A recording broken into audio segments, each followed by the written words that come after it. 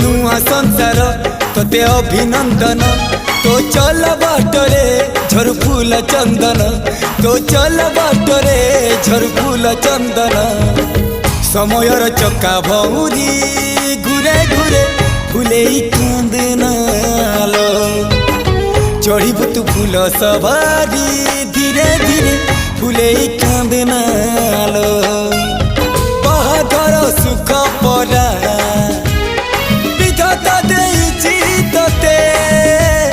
विरह वेदना सबू सहिबाकु हवा मते